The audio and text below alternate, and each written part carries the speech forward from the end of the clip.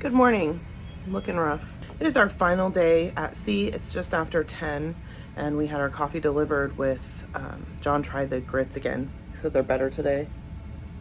Better today, but still not something he thinks I would want to try. We're working on this fruit plate and John got Raisin Bran. Final day at sea, so we're gonna be just lounging around. We're doing self-carry off tomorrow. That's why when we do cruises out of Galveston especially, we try to bring one bag because we can carry it off ourselves.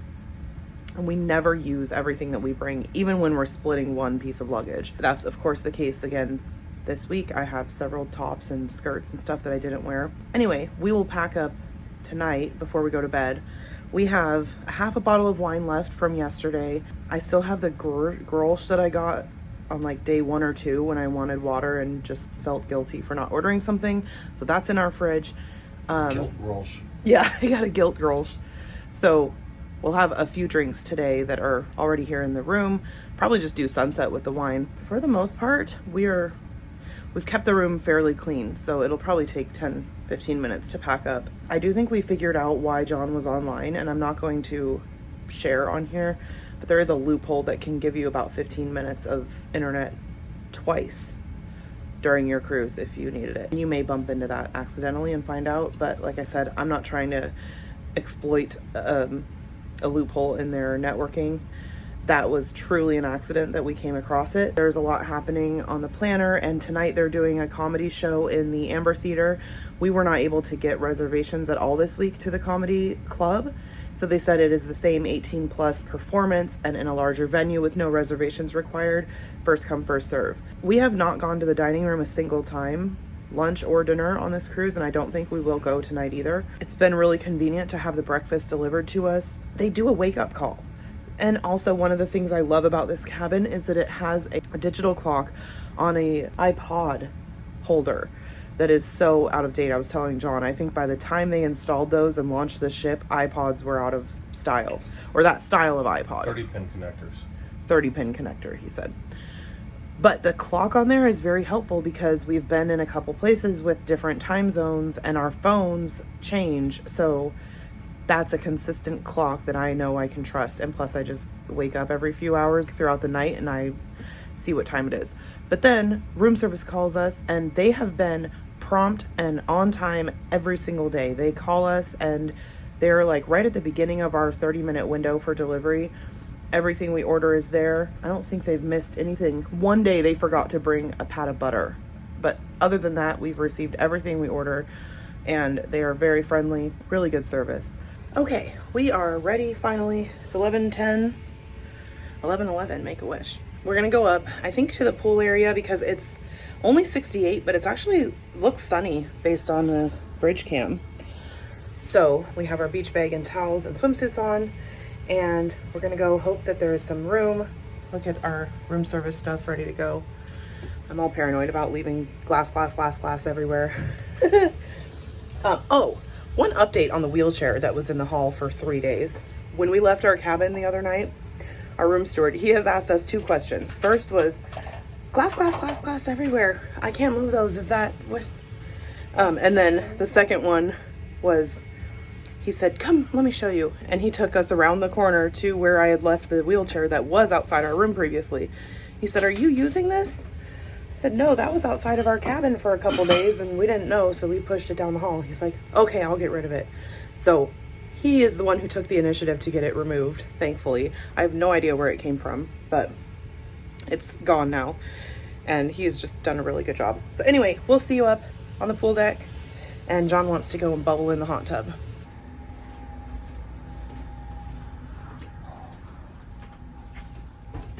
Ocean view room. It sounds lively up here by the elevators.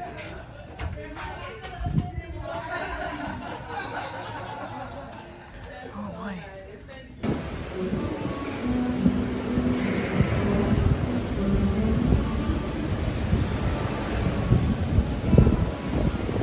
It's not too bright out. I'm thinking we use our same seats from yesterday.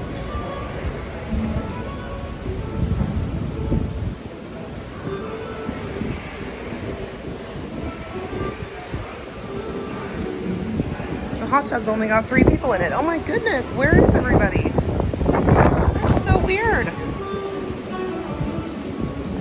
Is everybody passed out from last night? I mean, 68 is just too cold for people?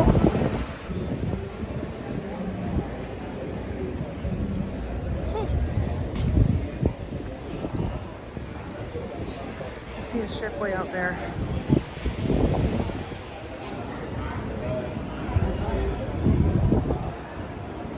Peak of sun on the water also.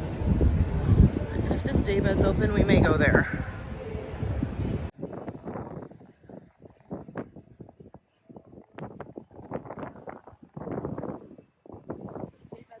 There's a daybed. Oh, maybe not. Maybe there's a person in there. I cannot tell. Oh, it's open. Look at this. Oh my gosh. It even has a side table for us. John?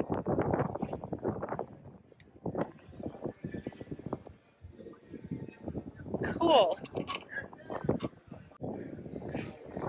Look, where is everybody? Oh my god. It is so quiet out here. Okay, so we totally lucked out. Everyone must think it's too cold to be out here. And I think if we were to get in the pool and come back up here, I'd be freezing. But I'm comfortable. I'm a Seattle girl, so I take a little cooler temperatures better than a lot of people, but this is not bad. And I am shocked at how few people are out here on the final day. Don't you just brave the weather for the sake of being outside on your final day? I don't know. But we got a cool sunbed. And the other 3 on this side are empty. There are 4 on the other side, and it looks like 2 of them are in use. I just hope the sun doesn't come out. That's actually my fear. I want to be in the shade. We're just talking about how glad we are we didn't buy the all-inclusive dining on this cruise. We've been on board for 7 nights. Well, tonight will be our 7th night. And we have not gone to the main dining room. We did buy 2 specialty dinings. 1 hibachi grill and 1 night in Sabor. I think Sabor. We hadn't been there. And we did Sabor on the Jewel, and I was horribly offended by the price. Literally pissed. I'm still pissed about it. Like, we got flat out ripped off for that meal. But the price here is only like $25 each, if that. Maybe, I think we paid like $20 each. So that was without question worth it. I think it was a really good meal. And I love how they're doing the desserts in like a bento box style. So you don't choose a dessert. They just bring you a sampler of each one. And we really liked the chocolate banana chimichanga. And so he brought us a second portion of that. But we were talking about how great the complimentary options have been.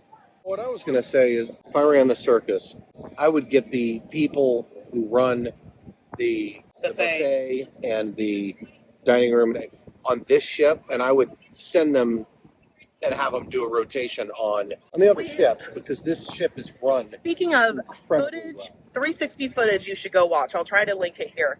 The buffet on the Jewel was an absolute shit show when we tried to go in there. And we were in a suite, so we had free room service, and we still were going to try the Windjammer because it was just a quick lunch. You know, it was fine. Would have been great if they weren't, I don't know what they were serving, lobster tails or something, because it was swarming with people. I don't know. I kept looking for the draw that was making that happen, but it wasn't. It was just a mess. And there was constantly lines going out of the building. The food that I had there was very good. I mean, the cookies were good. Yeah, their coconut cookies are really good. Yeah, but I mean, you know, in other words, but none of the hot dishes and everything. It was just really was not very good. I'm sorry, it just wasn't. This, the buffet, and this ship is what, twice the size? Everything. I was telling him I think that they're incentivized to make the buffet better on a larger ship, because the more people they can get to go and use the buffet, the less they have to serve in dining rooms. It should be consistent across brand. Yeah, it should be. And each ship has a team, and this is not specific to Royal Caribbean. Each cruise ship is its own environment, its own business.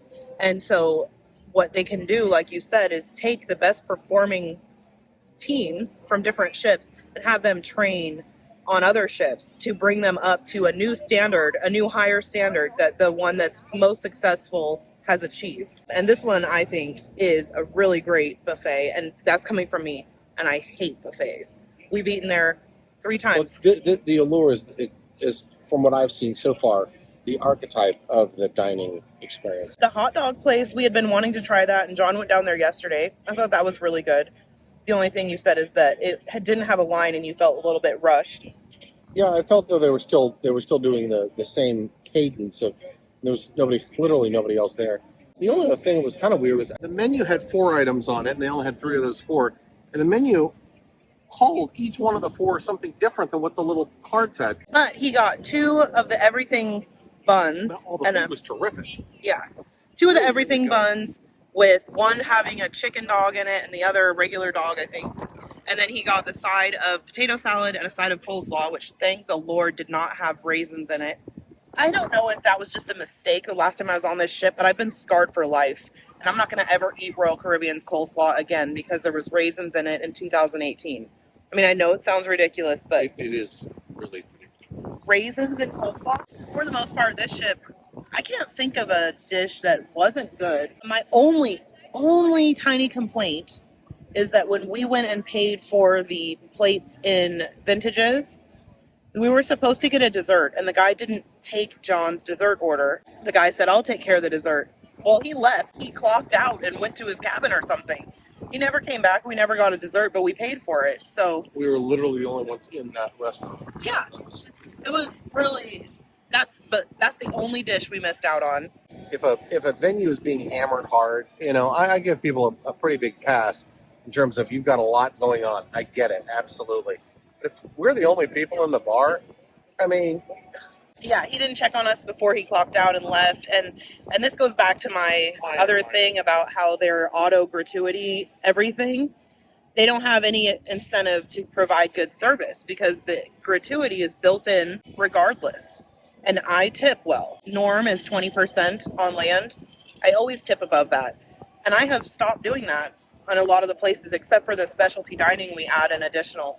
If you know how the compensation strategy works, we'd like to know. Tell us in the comments. Don't guess, unless you're an employee. Like, I want to hear from an employee. I want to know, are you actually making those gratuities? I would like to meet a crew member that is not afraid to talk to me about it and can tell me, because based on the tipping structure that they've implemented, these people should be living like kings when they go home. They should be really only needing to do a 9-month contract, and then they are at home making their own businesses. I think that the cruise lines are just straight up lying to us. And I know that this happens. I already have mentioned this on my last rant about tipping. But DoorDash did this in the United States. They just took tips that people thought were going to their drivers, and they weren't. With these ships being flagged outside of the United States, they have no regulatory responsibility, and I do not advocate for oversight, so I'm hesitant to use that word, but there's no oversight of where those tips are going. And these crew members are happy to have the jobs that they have and the income they get from those jobs, and so I'm sure they are... Just don't call it a gratuity. Yeah, I'm sure they're resistant to speak out, but I just do not buy that these people are receiving the gratuities that we're being charged. On that note, it's a really nice final day. It's a little bit windy and the sun has come out, but we've got our, what will we call this one? What kind of lupa is this? This is A very string complex. lupa. It's Like a jelly sandal. Jalupa. Jalupa. It is 12:30, so we're starting to think about lunch, which is why we even began discussing the restaurants. But seriously, I mean, yeah, we're discussing lunch, but there are numerous complimentary options that are all really good. We were talking about Wipeout. You said, well, we've done Wipeout a few times, so yeah, that's true. So I mean, maybe we'll do Windjammer because it's pretty good. A really good And selection. the menu changes, so it's like a theme. We decided to move because on the side of the ship in that awesome Jalupa, it is a little windy. And by a little windy, I mean like our cups were going to blow away even though they're full of water. So we are now in the solarium, and we're actually sitting front row for the first time that we've been on the ship. I mean, the sun is out a little. Sorry about my hair. See hair, don't care. But it's like overcast, and it's not too bad. And we want to get into the pool, which is right there, and the hot tubs, which are on either side. So it's a good place to be. I think John went into the Brazilian steakhouse, which is just a buffet at lunchtime. I came out from using the restroom and he was taking a group photo of like 40 people that were in all the same turquoise shirts. They're obviously traveling together and with themed t-shirts, and they were so thankful. They said he took a great picture. It's like, it's literally his career path, photography. So, and digital media in general. So he knows what he's doing. And then they look at the picture, they're like, wow, it's amazing. Like, yeah, he's kind of a pro.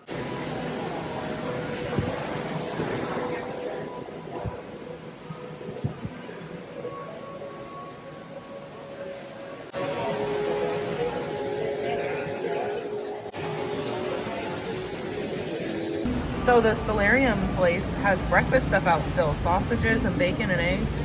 It is 1 o'clock almost. It's amazing. Yeah.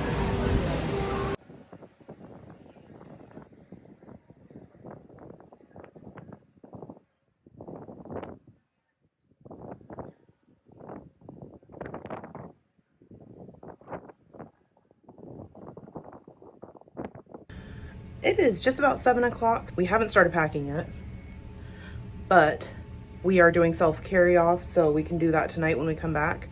There isn't really anything we want to do tonight until 10, so we're just gonna wander around the ship and see what's going on from now until then. Forgot we have to go and turn in our towels, so we're up on deck 15 doing that, then going to see what's happening. Here's the library. Actually has books. There are several abandoned like mimosas or something in here.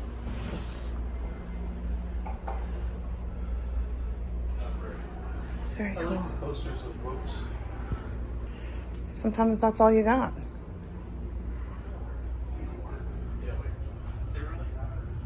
Dutch, French, Espanol, and puzzles.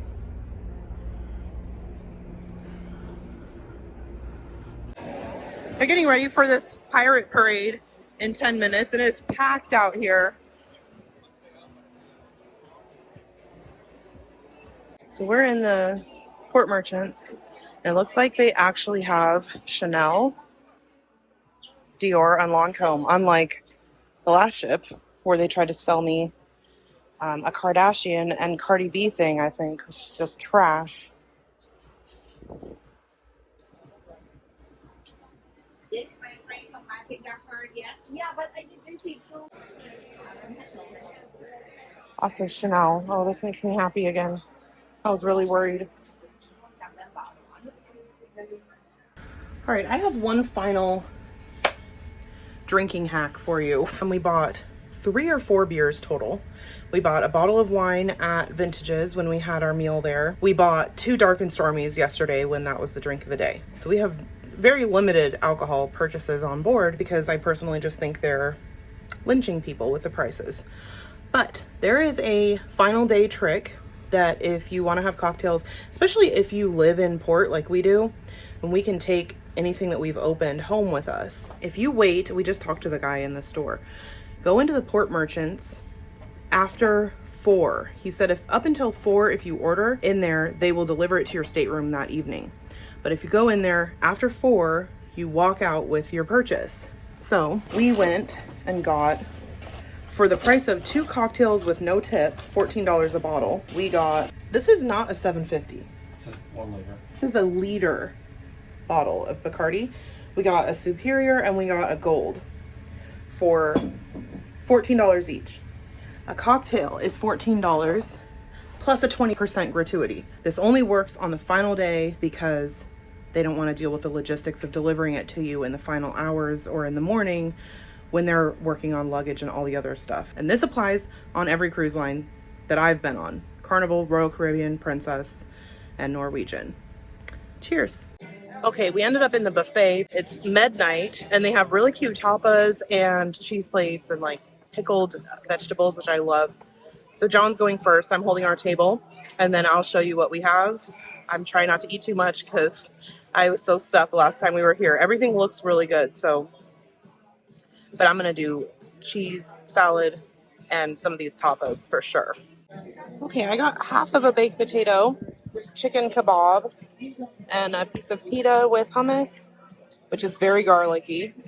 This is one of the anapasta plates they have. And I made a little salad with cucumber, onion, and olives. Looks really good. So we tried to stage it, but you really can't do much after we've destroyed this whole thing. So they had no donuts when I went up there. So I just filled my bowl with chocolate sauce and all the toppings. Then they brought out a fresh batch and they are so good. We've got a ton of crew members up here, but that's like a main hit with all of them. They bring out a plate with 9 or 10 of them and oh, you've got to try them. We are back in the cabin and their little donut bar was an absolute hit, especially with the crew. The crew is how I noticed to even try them because I saw a genie from the theater bring a whole plate out.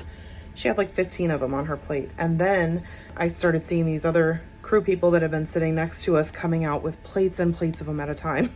Very proud of themselves that they had gotten just as many as they did. We are gonna pack up because as you can see, we're not ready to go.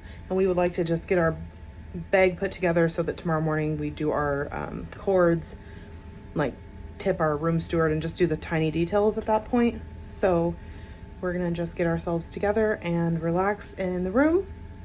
This has been a really great cruise. John liked the Allure as much as I thought he was going to, and he's wanting to come back if we can. Our chef at the hibachi said they're only keeping Allure in Texas until like October. Is that what he said?